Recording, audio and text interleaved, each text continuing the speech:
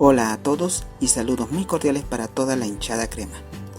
Este viernes 8 de marzo a las 8:30 de la noche se va a llevar a cabo el partido entre Deportivo Garcilaso y Universitario de Deportes, correspondiente a la 7ª fecha del torneo Apertura de la Liga 1 Te Apuesto 2024.